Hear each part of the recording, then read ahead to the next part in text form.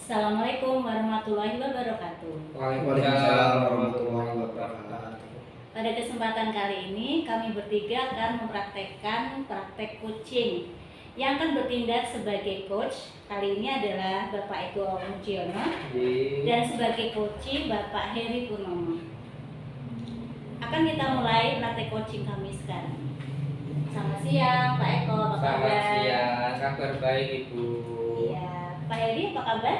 Alhamdulillah luar biasa Ibu Asri. Alhamdulillah semua sehat ya. Iya. Oke, Pak Eko sebagai coach, apakah sudah mempersiapkan berbagai hal sebelum melakukan coaching ke Pak Heri? Alhamdulillah kami sudah melaksanakan persiapan untuk saya selaku sebagai coach sesuai dengan alur kita yang akan berjalan nanti. Satu adalah tujuan, yang kedua adalah identifikasi, yang ketiga rencana aksi, dan yang terakhir adalah tanggung jawab. Dan yang paling saya tekankan terhadap diri saya sendiri, saya harus bisa hadir secara utuh untuk melaksanakan coach bersama Pak Heri. Begitu Ibu.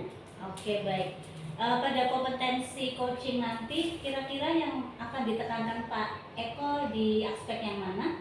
Ya, tentu yang saya tekankan adalah aspek yang paling akhir itu terkait dengan tanggung jawab pelaksanaan. Gitu. Itu penentu apakah berhasil tidaknya nggih rencananya nggih. Baik, kita mulai sekarang. Monggo Pak Eko sebagai coach bisa memulai. Oke, terima kasih. Assalamualaikum warahmatullahi wabarakatuh. Saya langsung saja akan melaksanakan coach bersama Pak Heri. Oke, terima kasih Pak Heri atas kehadiran di ruangan saya ini. Kemarin Pak Heri sudah WA saya bahwa ada hal-hal yang ingin disampaikan ke saya melalui via WA. Alhamdulillah Pak Heri bisa hadir di sini. Oke, gimana kabar Pak Heri? Alhamdulillah Pak Eko. Sebelumnya saya mengucapkan terima kasih sekali pada kesempatan yang sangat baik ini saya diberikan kesempatan untuk sowan ke Bapak. Jadi ceritanya begini Pak, saya itu kemarin ada beberapa hal yang perlu saya konsultasikan atau saya pengen cerita kepada Pak Eko, maka saya mengajukan coaching untuk hari ini seperti itu Pak. Saya itu memiliki sedikit masalah terhadap murid saya Pak. Kebetulan saya mengajar di sekolah boarding. Anak-anak saya ini setiap hari tinggal di asrama, mereka tidak pulang ke rumah. Dan karena kebetulan anak ini berasal dari keluarga yang tidak mampu, sehingga mereka tidak mempunyai kecakapan yang cukup mengenai keterampilan-keterampilan di abad yang sekarang, khususnya kecakapan literasi digital abad 21. Jadi anak-anak saya itu banyak yang belum bisa menggunakan akses internet, belum bisa mengoperasikan komputer, belum bisa membuat video-video dan lain sebagainya. Padahal saya ini sebagai guru bahasa Jawa pengen mengintegrasikan pembelajaran bahasa Jawa saya ini ke dunia digitalisasi. Oh gitu Pak Heri. Ya, gini Pak Heri, itu merupakan hal yang wajar karena saya mendengar latar belakang yang jenengan sampaikan tadi berdasarkan cerita Bapak bahwa latar belakang siswa yang jenengan Bapak ajar itu kan dari keluarga yang kurang mampu. Betul sekali. Maka menurut saya pribadi itu tidak bisa kita pungkiri untuk mengikuti teknologi yang sekarang sedang tren di abad 21. Itu Pak Heri ya. Nah, Pak Heri terkait dengan program tersebut, kira-kira ini Pak Heri mempunyai ide atau Pak Heri yang sudah jalankan agar anak-anak itu ada perubahan bisa mengikuti dengan kondisi saat ini itu apa Pak Heri? Baik, jadi begini Pak Eko, kemarin itu saya mencoba mengajak anak-anak belajar mengenal dunia literasi digital itu menggunakan berbagai sarana. Pertama, saya mengajak anak-anak belajar bahasa Jawa dengan model mengenal barcode. Jadi materi-materi pembelajaran yang saya sampaikan itu saya buat dalam bentuk barcode, kemudian anak-anak memindai. Ternyata mereka selama ini tidak pernah tahu barcode itu apa, bagaimana cara memindainya, seperti itu. Akhirnya saat pembelajaran kelas mereka mampu mengikuti itu. Tetapi anak-anak ini kan tidak bisa mengakses HP setiap hari, Pak. Jadi penggunaan ini pun juga baru bisa dilaksanakan saat jam pembelajaran saja. Di luar itu mereka belum bisa memanfaatkan platform teknologi seperti itu. Selain barcode, saya juga pernah melakukan kegiatan pengenalan kecakapan literasi digital itu pelajaran bahasa Jawa saya ajak ke lab komputer. Di pembelajaran misalnya nyemak geguritan atau mendengarkan audio video, tapi di lab komputer yang menggunakan fasilitas akses digitalisasi. Tapi ternyata itu juga nggak maksimal, Pak. Nah, Pak Heri, itu sebenarnya program jenengan yang sudah jalankan itu sudah bagus itu. Anak sudah membawa HP ya pada saat proses pembelajaran, sudah jenengan kasih fasilitas di lab komputer melalui tadi yang pertama terkait dengan barcode, kemudian disuruh membuka akses pembelajaran melalui YouTube ya atau apa tadi karawitan. Itu sebenarnya sudah luar biasa, itu sudah bagus Pak Heri. Nah, dari hal-hal seperti itu kira-kira anak jenengan ini sudah ada perubahan atau belum Pak Heri? Kalau boleh saya sampaikan ya, kalau dari awal mereka sebelum mengenal pembelajaran saya, kalau saya mengatakan ini skala ya mungkin mereka waktu sebelum saya kenalkan itu di angka-angka 2 atau 3 skalanya. Tapi setelah saya ajarkan dengan pembelajaran menggunakan berbagai media teknologi itu meningkat, tetapi mungkin masih di angka 6 atau berapa 7. Saya ingin mencoba untuk meningkatkan lebih lagi. Itu kira-kira bagaimana yang harus saya lakukan ya Pak? Oh gini Pak Heri, dari 2 tahap itu jenengan sudah lakukan dan sudah ada perubahan. Nah, Pak Heri bisa enggak kira-kira memberikan wawasan ke anak atau mungkin Pak Heri punya gambaran yang lain yang ada sedikit peningkatan dari 2 metode tadi yang sudah jenengan sampaikan? Mungkin dengan melihat metode-metode pembelajaran yang lain, kemudian fasilitas yang ada di SMK Panjenengan, kira-kira apa Pak Heri? Ya, sepertinya saya perlu melakukan kolaborasi Pak. Artinya untuk mampu mengakses sarana prasarana itu kan pastinya membutuhkan bantuan dari pihak lain. Misalnya saya minjam peralatan yang dimiliki oleh teman-teman ICT sekolah, atau mungkin saya bisa mengajak ke teman-teman guru-guru yang lain, karena selama ini tidak semua guru itu mengajarkan dengan cara-cara yang kekinian.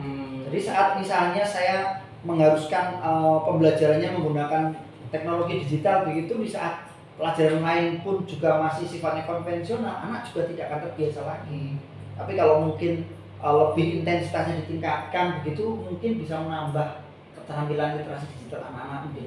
Nah, itu gini Pak Heri, dari ide jenengan itu menurut saya itu sudah luar biasa. Dari 2 kemudian dengan tambahkan lagi dengan cara meminjam kemudian kolaborasi, ini sudah merupakan ide-ide yang bagus ini Pak Heri. Coba Pak Heri itu dikembangkan atau jenengan laksanakan, kemudian nanti gimana sih efeknya dari ide-ide jenengan itu jika ide itu jenengan laksanakan Pak Heri. Siap. Jadi nanti rencananya saya akan mencoba menyusun strategi Pak Eko yang berarti ya atas dasar saran Bapak tadi, saya mencoba berkomunikasi dengan teman-teman, pertama dengan teman sesama guru agar lebih sering terbiasa lagi memanfaatkan teknologi untuk pengajaran di kelas begitu ya. Kemudian saya juga akan mencoba merencanakan pemanfaatan sarana yang dimiliki ICT, baik itu labnya, kemudian kamera, tripod, handycam, bahkan mungkin drone dan sebagainya yang dimiliki bisa digunakan untuk membantu sarana pembelajaran. Nah itu malah bagus, sampai ke drone juga. Itu bagus Pak Heri. Pak Heri itu ide-ide yang luar biasa Pak Heri. Nah Kira-kira ini Pak Heri, rencana-rencana jenengan tadi itu kapan jenengan mau laksanakan, mau terapkan untuk pembelajaran di kelas Pak Heri biar perkembangan peserta didik Pak Heri itu nanti sesuai dengan harapan Bapak? Ya, saya mencoba untuk merencanakan di awal minggu depan Pak Eko. Jadi kebetulan minggu depan itu materi saya nanti akan memulai materi Pawarto. Materi Pawarto itu saya lebih menekankan bagaimana pemanfaatan audio video, berita-berita yang bisa melalui YouTube atau dan sebagainya. Maka saya akan mencoba minggu ini merapat ke teman-teman dulu. Merapat ke teman-teman, saya akan pinjam alat, saya akan menyampaikan ke rekan guru bahwa mulai minggu depan saya akan mencoba menerapkan pembelajaran memanfaatkan teknologi digital ini. Oh gitu, bagus Pak Heri. Nah gini Pak Heri, rencana aksi Bapak sudah akan jenengan laksanakan di minggu depan. Nah selain guru tadi, ada ndak yang sekiranya Bapak Heri pandang mampu untuk berkolaborasi atau mampu untuk diajak kerja sama, itu siapa saja yang rencana Pak Heri libatkan itu? Ya tentu mungkin kalau tadi saya sudah punya gambaran terhadap itu, kalau Pak Eko bertanya siapa yang perlu saya libatkan, berarti saya harus izin kepada pimpinan terlebih dahulu ya, karena saya akan mencoba meminjam peralatan sekolah seperti laptop, kemudian kamera. Maka saya akan mencoba mengatur pada pimpinan kepala sekolah maupun wakil kepala sekolah bidang sarana dan prasarana untuk meminjam peralatan itu. Yang kedua, menurut saya perlu melibatkan guru TIK Pak Eko, karena saya sendiri meskipun mengenal teknologi, tapi kan tidak semahir seperti teman saya, rekan saya yang memang pengajar guru TIK. Basicnya TIK ya. Maka barangkali nanti saya bisa minta bantuan beliau untuk mengarahkan saya, membimbing saya, bagaimana cara menggunakan alat, bagaimana cara mengedit videonya dan lain sebagainya begitu. Dan yang terakhir ya itu tadi Pak Eko, teman-teman sejawat yang mungkin juga akan saya ajak untuk mengenalkan itu. Nah yang menjadi kendala itu karena memang anak kami ini kan di asrama Pak Eko. Anak itu kan tidak didampingi oleh orang tua. Jadi saya memang belum bisa memberikan arahan kepada orang tua untuk anaknya dikasih HP yang bagus atau apa, karena memang posisinya kan mereka jauh dari orang tua gitu. Jadi mungkin pelibatan orang tua untuk ini hanya saja mungkin saya akan menyampaikan melalui WA grup orang tua. Pemberitahuan ya. Ya, sifatnya pemberitahuan Pak. Oh ya. Ya enggak apa-apa Pak Heri, karena kita harus menyesuaikan kondisi dari SDM jenengan. Siswa yang masuk di SMK Bapak itu kan rata-rata siswa yang mohon maaf kurang mampu dan perlu diberikan dukungan, fasilitas, bla bla bla bla dan yang lain-lain. Bagus itu Pak Heri ya. Harapan saya nanti bisa dilaksanakan dengan sebaik-baiknya sesuai dengan rencana Bapak. Yang jenengan libatkan itu sudah luar biasa. Ada kepala sekolah, ada bagian sarana prasarana, dan yang terpenting tadi kolaborasi sesama teman sejawat dan tim IT untuk mendukung. Nah, saya kira cukup Pak Heri menurut saya. Silahkan Pak Heri untuk melanjutkan aktivitas dan semoga saja program Bapak ini nanti tidak ada kendala, bisa berjalan dengan baik. Ya, terima kasih sebelumnya Pak Eko, saya sudah diarahkan, sudah dibimbing, khususnya dari kegiatan coaching hari ini saya menemukan beberapa alternatif yang ternyata sebenarnya saya mampu melakukan itu, hanya saja saya tidak menyadari. Saya merasa lega sekali, saya merasa terbantu dengan adanya kegiatan coaching ini. Semoga Pak Eko tidak bosan lain waktu kalau saya soal lagi. Tidak, saya malah justru seneng ini. Terima kasih Pak Eko. Ya, selamat nuwun, selamat siang. Siang Pak Heri. Baik, demikianlah praktek coaching yang dilakukan oleh Pak Eko sebagai coach dan Pak Heri sebagai coaching. Namun sebelumnya ada beberapa hal yang ingin saya sampaikan. Untuk Pak Eko sebagai coach, Pak Eko sudah memberikan strategi-strategi yang baik sesuai dengan alur cerita, mulai dari menanyakan tujuan, mengidentifikasi rencana dari coaching, dan juga yang paling penting sesuai dengan kompetensi awal yang ingin dibidik Pak Eko, yaitu untuk memberikan solusi terhadap tanggung jawab coaching sesuai dengan tuntunannya. Selain itu, sebagai coach Pak Eko juga sudah memberikan kehadiran penuh, memberikan perhatian dan mendengarkan secara aktif, juga sudah menggiring coach untuk dengan cara menggali pertanyaan berbobot. Demikian praktek coaching dari kami bertiga, semoga bermanfaat. Wassalamualaikum warahmatullahi wabarakatuh. Waalaikumsalam warahmatullahi wabarakatuh.